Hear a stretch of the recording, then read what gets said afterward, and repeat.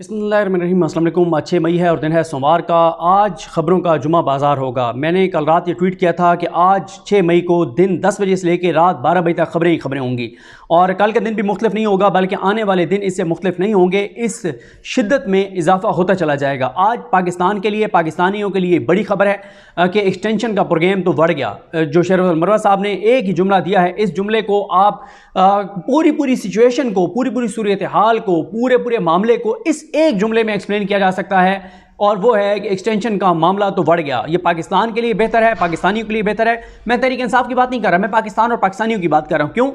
क्योंकि तहरीक इंसाफ का रास्ता रोकने के लिए, इमरान खान का रास्ता रोकने के लिए जो इस मुल्क के अंदर आइन के साथ, कानून के साथ जो खिलवाड़ किया जा रहा है, जो इंसानियत की तजलील की जा रही है, जो इंसानी हकूक़ की पामाली हो रही है, उससे नुकसान पाकिस्तान और पाकिस्तानियों को हो रहा है। कि इमरान खान का रास्ता रोकना है, उसके लिए हर जबर करना है, हर जुल्म करना है, हर ज्यादती करनी है और काजी फाइज ईसा साहब जैसे लोगों को एक्सटेंशन देनी है।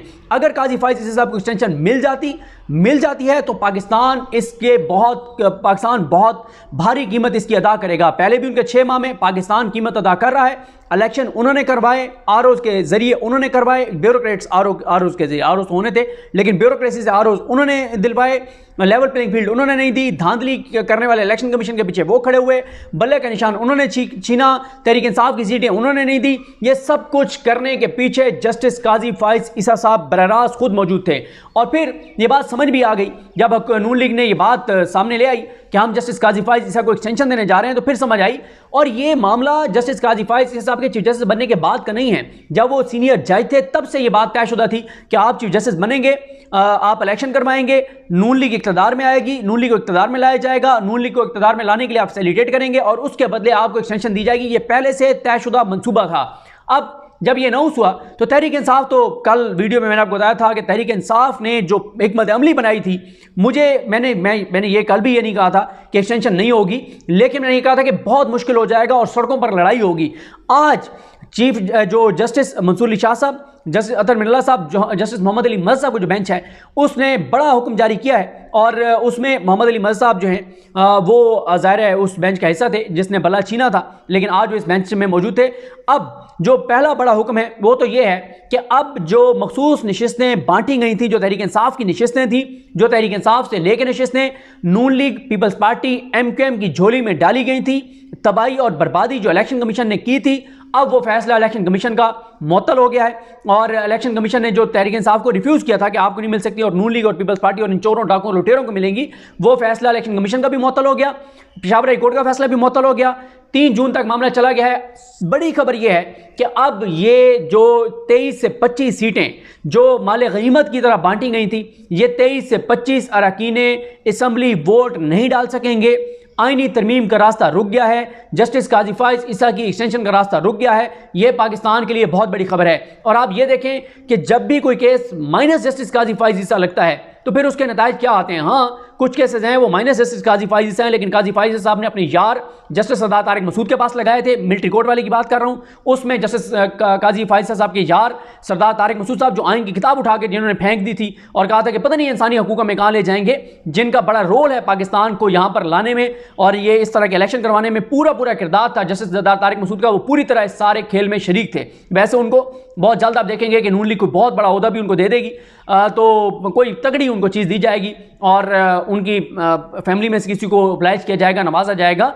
तो ये सारा कुछ नून लीग, क्योंकि नून लीग का ये क्रेडिट है कि जब उनके लिए कोई आइन के साथ खिलवाड़ करता है, कानून के साथ खिलवाड़ करता है, अपने हलफ के साथ गद्दारी करता है, तो उस गद्दार को, उसकी आने वाली नस्लों को भी शरीफ खानदान पर नवाजता है, उसका ख्याल रखता है। तो पूरा ख्याल रखा जाएगा सरदार तारिक मसूद साहब का, उनकी फैमिली का, उनकी आने वाली नस्लों का। शरीफ खानदान पूरी तरह उनका ख्याल रखेगा। ऐसा नहीं है कि शरीफ खानदान उनको भूल जाएगा, जिन्होंने इतना एहसान किया शरीफ खानदान पर कि पाकिस्तान की तबाही की कीमत पर इनको रिलीफ दिए, इनके लिए सारे खिलवाड़ किए आइन के साथ, अपने हलफ के साथ। तो शरीफ खानदान पूरी तरह उनका ख्याल रखेगा। ऐसा नहीं कि ख्याल नहीं रखा जाएगा।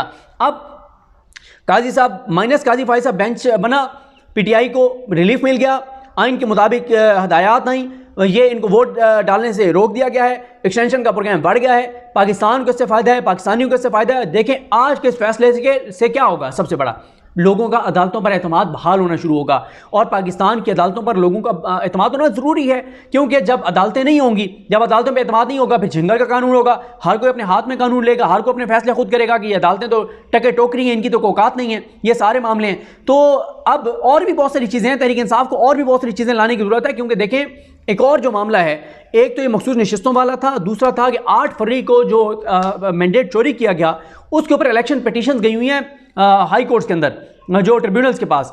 उसमें ये हुआ कि मैंने आपको ये खबर दी थी, उसकी मैं फर्दर आपको डेवलपमेंट एक और बता दूं कि 4 अप्रैल को ये 15-16 मार्च को आई थिंक ये आए थे चीफ जस्टिस मलिक शहजाद अहमद खान साहब। 4 अप्रैल को मलिक शहजाद अहमद खान साहब ने 6 जजेस के नाम भेजे इसको इलेक्शन कमीशन ऑफ पाकिस्तान को। 6 मजीद जजेस जो हैं वो ट्रिब्यूनल के तौर पर उनको उन्होंने तैनात किया। पहले जो जस्टिस अमीर भट्टी, मकरू किरदार, नीच किरदार, खलीज किरदार, पाकिस्तान की अदलिया का चाबी वाला खिलौना, सहूलतकार इस पूरे निज़ाम का, उन्होंने ऐसे 2 जजेस, और मैं आपको अभी ज़रा उन जजेस के नाम भी बता देता हूँ जो नाम दिए थे जस्टिस अमीर भट्टी ने, और उन 2 नामों को इलेक्शन कमीशन ने फ़ौरन एक्सेप्ट कर लिया था कि जनाब क्या ज़बरदस्त और शानदार नाम है, और उन्होंने फ़ौरन एक्सेप्ट कर लिया था। लेकिन जस्टिस मलिक शहजाद अहमद खान साहब ने 6 और जजेस के नाम भेजे कि इनको ट्रिब्यूनल के तौर पर नोटिफाई किया जाए। इलेक्शन कमीशन ने उनको नोटिफाई करने से इनकार कर दिया है। ज़रा ये बताते हैं कि इलेक्शन कमीशन ने कहा है कि हमें ये 6 नाम मंजूर नहीं है, आप 20 जजेस के नाम भेजें, उन 20 में से हम सिलेक्ट करेंगे 6 जजेस। उस पर अगली इत्तला ये है कि लाहौर हाई कोर्ट के चीफ जस्टिस ने इनकार कर दिया है कि कोई 20 जजेस का पैनल नहीं भेजा जाएगा, क्योंकि ऐसी कोई कानूनी रिक्वायरमेंट नहीं है। ये कहना है जस्टिस मलिक शहजाद अहमद खान साहब का, जो चीफ जस्टिस हैं लाहौर हाई कोर्ट के। इस सारी सूरत हाल में वो मामला भी अब तहरीक इंसाफ को लेकर आना चाहिए अदालत में, क्योंकि अगर वो जजेस जो नाम दिए मलिक शहजाद साहब ने, जिनमें 3 नाम तो बड़े ज़बरदस्त हैं, जिनको मैं उनके फैसले देखे हैं, उनको ज़ाहिर है मैं उनकी कोर्ट प्रोसीडिंग अटेंड नहीं की, लेकिन 3 नाम तो इनमें से ऐसे हैं जिनके सामने मामला लगेगा तो 120 दिन के अंदर अंदर फैसला हो जाएगा। 2 अगस्त 1 माह गुजर गया है, 3 माह रहते हैं, 90 दिन रहते हैं बाकी तकरीबन इन ट्रिब्यूनल्स के पास। 90 दिन में जो धांधली के जरिए सीटें पीटीआई को हराई गई उनका फैसला होना है। इसमें मैं आपको बताता हूँ जो 6 जजेस हैं जिनके नाम अभी भेजे थे जस्टिस मलिक शहजाद साहब ने, उसमें थे जस्टिस शाहिद करीम साहब, जस्टिस चौधरी मोहम्मद इकबाल, जस्टिस अनवार हुसैन, जस्टिस आसिम हफीज़, जस्टिस जाहिल कामरान और जस्टिस मिर्ज़ा वकास रऊफ़।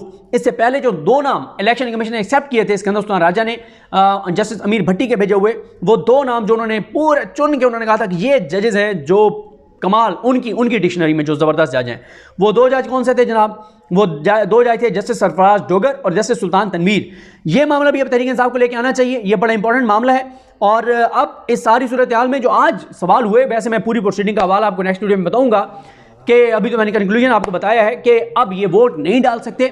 224 का फिगर टूट गया है, 224 का फिगर हुकूमत के पास नहीं रहा, शरीफ खानदान के पास नहीं रहा, नून लीग के पास नहीं रहा, इस निज़ाम के पास नहीं रहा, सारा प्लान उनका बढ़ गया है। आईनी तरमीम नहीं हो सकती, कुछ भी नहीं, ये आप आईनी तरमीम के वाले से तो कुछ नहीं कर सकते। और साथ ही जो दूसरा एक सवाल हुआ वो ये हुआ कि अगर 206 नशिस्तें हों के ऊपर इलेक्शन है और 200 आज़ाद उम्मीदवार जीत जाते हैं और 6 जो हैं वो पॉलिटिकल पार्टीज़ के उम्मीदवार जीतते हैं, तो क्या 6 उम्मीदवारों में सारी नशिस्तें तकसीम हो जाएंगी? ये एक बड़ा सवाल था और बड़ा इंपॉर्टेंट सवाल था। और फिर चलें, ये तो आप कहते हैं कि जी पीटीआई को नहीं मिल सकती थी क्योंकि सुन्नी दाद कौंसल जो है उसने लिस्ट नहीं जमा कराई थी, वो गो के प्रोसीजरल चीज़ें हैं। लेकिन ये कहाँ पे आइन में और कानून में लिखा हुआ है कि पीटीआई को तो नहीं मिलेंगी, लेकिन ये सीटें इन चोरों, डाकुओं और लुटेरों में बांट दी जाएंगी जो मैंडेट के भी चोर हैं, जो पाकिस्तान के खजाने के भी चोर हैं, पाकिस्तान के अवाम के भी डकैत हैं, इनमें तकसीम हो जाएंगी। ये कहाँ पर लिखा हुआ है? अब खेल जो है ना वो बड़ा दिलचस्प मरले में दाखिल हो गया है, चीज़ें जो हैं वो और आगे बढ़ेंगी। और ये एक पाकिस्तानियों को बड़े दिनों बाद एक खुशी की खबर सुनाई दी है कि पाकिस्तान की अदालतों की तरफ से। और फिर आज सवाल उठाया गया कि ये एक जमात को आपने कैसे उससे बल्ले का निशान ले लिया। फिर उसके अलावा जो जिक्र किया जस्टिस अतर मिनल्ला साहब ने, वो उस चीज़ का जिक्र किया जो मामला काजी फाइज दबा के बैठे रहे हैं अब तक। वो मामला ये था कि जब बल्ले का निशान छीना गया और पीटीआई वालों को आज़ाद उम्मीदवार डिक्लेयर किया गया, इलेक्शन से पहले की बात है, तो सलमान अकरम राजा साहब लाहौर हाई कोर्ट गए थे। उन्होंने कहा था कि ठीक है हमारे पास बल्ले का निशान नहीं है, मुख्तलिफ निशानों पे लड़ रहे हैं, लेकिन हम तहरीक इंसाफ के ही उम्मीदवार हैं, हमारे कागजात नामजदगी में लिखा हुआ है कि आपकी किस पार्टी से एफिलिएशन, हमने लिखा है कि तहरीक इंसाफ से। तो उन्होंने कहा कि हमें तहरीक इंसाफ को उम्मीदवार डिक्लेयर करें, निशान हमारे मुख्तलिफ हों, लेकिन पोलिटिकल पार्टी तो आज भी बरकरार है पीटीआई। उसके बाद उनका वो वहाँ से उनको रिलीफ ना मिला लाहौर हाई कोर्ट से, इलेक्शन कमीशन के पास उन्होंने कहा, इलेक्शन कमीशन ने भी दरखास्त उनकी मुस्तरद कर दी, वो सुप्रीम कोर्ट आ गए। इलेक्शन से पहले की ये पिटीशन पड़ी हुई है, काजी साहब ने नहीं लगाई, क्योंकि अगर वो लग जाती तो फैसला यही है, जाहिर है कि वो पॉलिटिकल पार्टी तो है पीटीआई, वो तो बतौर पॉलिटिकल पार्टी तो कलअदम नहीं हुई, और वो उम्मीदवार जो हैं उनके पास निशान मुख्तलिफ हो सकते हैं, लेकिन वो पीटीआई के ही उम्मीदवार थे। ये मामला भी आज ज़ेर गौर आया है। नेक्स्ट वीडियो में पूरी प्रोसीडिंग आपके सामने रखूंगा और आपको बताऊंगा कि कमरा अदालत में हुआ क्या। लेकिन अभी अच्छी खबर पाकिस्तानियों के लिए ये है कि एक्सटेंशन बढ़ गई, प्लान बढ़ गया, और आईनी तरमीम नहीं ये कर सकते, वोट अब नहीं डाल सकता। अब आएगा मज़ा, खेल अब आगे दिलचस्प मरले में दाखिल होने जा रहा है। मुझे अपनी दुआ में याद रखिए। अलकरीम हम सब काम नासर। अल्लाह हाफिज़।